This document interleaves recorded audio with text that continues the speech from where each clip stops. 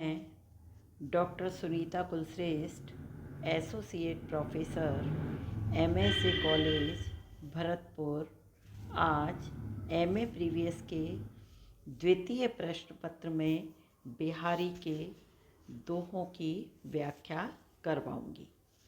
हम हारी के हहा, पायुन पार्यो प्योर, लेहु कहा अजहु किए, तेह तरेर्यो त्योर। इस दोहे में कवि बिहारी ने बताया है कि नायिका माननीय है, अर्थात अपने नायक से रूठी हुई है और उसकी सखी उसे आकर के कहती है कि हम तो हारी के हाहा, यानी हम हाहाकार करके थक गए हैं, अर्थात तुम्हें मना करके थक गए हैं, किंतु तुम अपने नायक को जरा भी प्रेम नहीं करती हो। पायन पार्यो प्योर, जबकि तुम्हारा जो प्रिय है उसको हमने तुम्हारे पैरों में भी डाल दिया है, किंतु लेवु कहा अजहु किए, फिर भी तुम अपने मान किए हुए हो। पर ये बता दो कि तुम इस प्रकार से जो मान कर रही हो, अर्थात रूठी हुई हो, उससे तुम क्या लोगी, यानी तुम्हें कुछ भी हाथ आने वाला नहीं है। तेहे तरेरु त्योर, ये तुमने जो तेवर चढ़ा रखे हैं, अर्थात तुमने जो मान कर रखा है, उससे तुम्हें प्रेम में कुछ भी मिलने वाला नहीं है।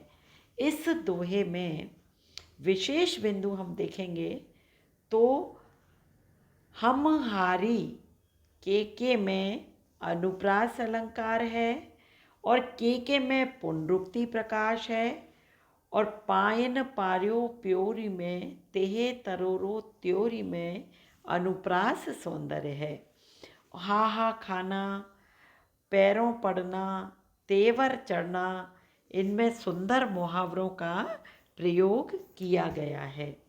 और इस दोहे में हम ये देखेंगे कि यहाँ कारण के होते हुए भी कार्य होता हुआ दिखाई नहीं दे रहा है, इसलिए इसमें विशेषोक्ति अलंकार भी है। और इसमें कवि बिहारी ने ये भी बताया है कि यदि प्रेम करते हैं तो हमें मान नहीं करना चाहिए, क्योंकि यदि नायिका मान करती है तो नायक निराशा में डूब जाता है। अब दूसरा दोहा हम देखेंगे। सतर बहु रूखे वचन, करत कठिन मन नीठ, कहा करो वे जाति हरी, हेरी हंसो ही डीठ। इस दोहे में नायिका अपनी सखी से कह रही है कि मैं जब अपने नायक को देखती हूँ तो सतर बहु, यानी अपनी भ्रुकुटियों को मैं तिरछी भी कर लेती हूँ। रूखे वचन, अपने वचनों को रूखा अर्थात कठोर वचन भी कर लेती हूँ, यानी इसका अभिप्राय प्रेम रहित, यानी मैं उससे बड़ी बेरुखेपने से बोलती हूँ। करत कथित कठिन मन डीठ, अपने मन को मैं बहुत कठोर कर लेती हूँ, यानी कर्रा कर लेती हूँ।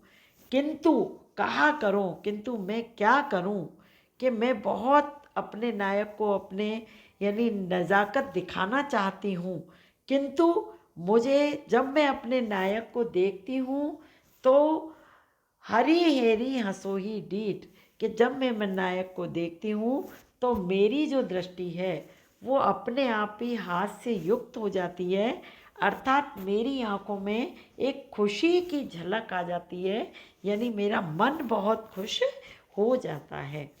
इसमें भी विशेष बिंदु हम देखेंगे कि सतर बहु रूखे वचन, इसके अंदर नायिका ने अपने भावों को व्यक्त किया है, यानी वो अपने नायक के प्रति अपने नखरे दिखाना चाहती है। करत कठिन में अनुप्रास सौंदर्य है और उसके बाद में इसमें नायिका अपने आप को मान करने का प्रदर्शन तो करती है, किंतु उसका प्रेम उसकी आँखों में छिप नहीं पाता है, अर्थात वो उस प्रेम को स्वतः ही प्रदर्शित कर देती है। अगला देखेंगे हम कि इस दोहे में कवि बिहारी ने विरह का चित्रण किया है।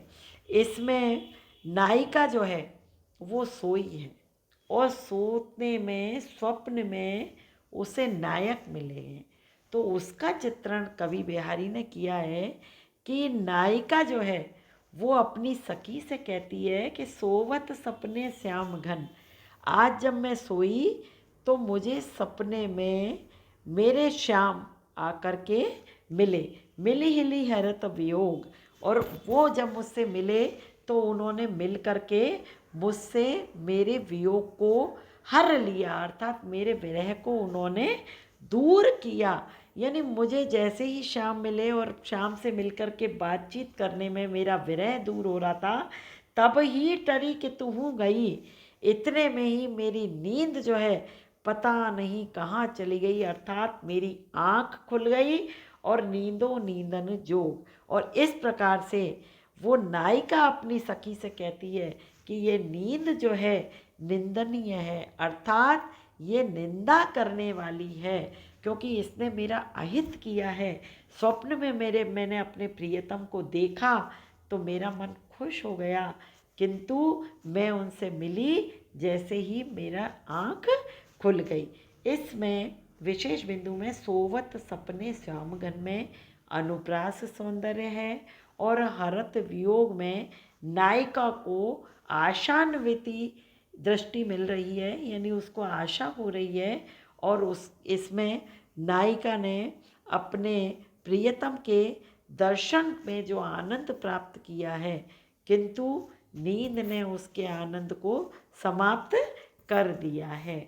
यानी यहाँ पर कवि ने ये भी बताने का प्रयास किया है कि स्वप्न में जो कुछ देखते हैं वो कभी भी पूरा नहीं होता है, इसीलिए स्वप्न के बारे में कहा भी जाता है कि सपने होते कभी न पूरे, रोज बनाओ फिर भी अधूरे। अब आज हमने इन 3 दोहों का व्याख्याएं देखी हैं, और अगली दोहों की व्याख्याएं हम अगली वीडियो में करेंगे।